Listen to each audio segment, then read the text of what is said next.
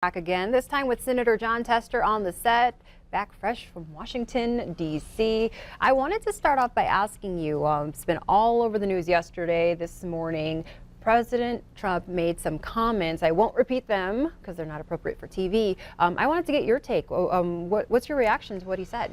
Well, this is a country of immigrants. With the exception of Native Americans, our whole country's ancestry is immigrants, and they've all contributed to this country and in a big, big way, and made this country the greatest country on earth. And quite frankly, we need to keep that in mind. And I think the comments were inappropriate, but nonetheless, he made them. It's one of the reasons I say wished he'd put the tweet away, because I think it'd help his presidency, and I think he'd be more effective.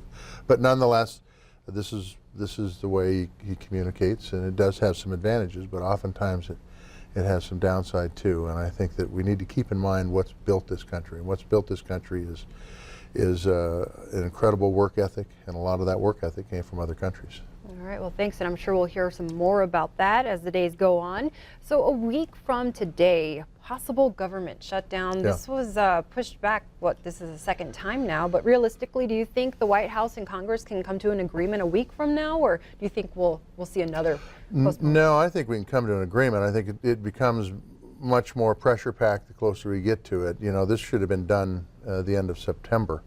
And we've kind of kicked the can down the road, and I'm going to tell you, I'm not going to be gung-ho about kicking the can down the road for another month, because I don't think it gives the certainty for businesses or families or anybody else. But we can come to an agreement. I think it's a matter of rolling up sleeves and negotiating. And I know that there were some negotiations done yesterday on an immigration bill that I believe the president turned down this morning. That is a problem, but nonetheless, you still continue to work to get to a point where you can have a long-term budget deal that goes through the end of September of this year. All right, and wrapping things up, let's talk about what brings you here to Billings today. It sounds like you're having a roundtable based on infrastructure.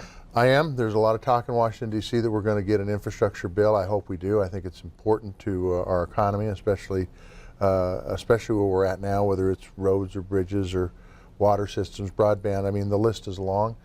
But I want to get that list from local businesses and community leaders, and we're starting the process of gathering input through this roundtable this morning, and I think we're going to do this around the state of Montana and be able to go back to Washington, D.C. with some ideas that will help rural America, particularly Montana.